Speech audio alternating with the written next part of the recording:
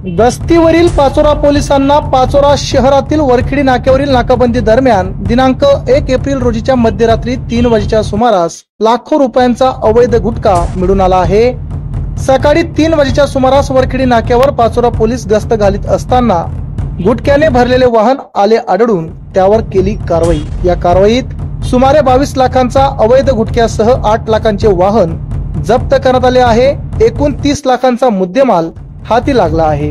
पाचोरा पोलिसांनी केलेल्या कारवाईमुळे गुटखा माफियांमध्ये खळबळ उडाली आहे। या प्रकरणी पाचोरा पोलिसांनी वाहन चालक व गुटखा वाहतूक करणाऱ्या अशा दोघांना ताब्यात घेऊन अटक केली, तर यातील मुख्य आरोपींचा शोध घेण्याचे काम सुरू आहे।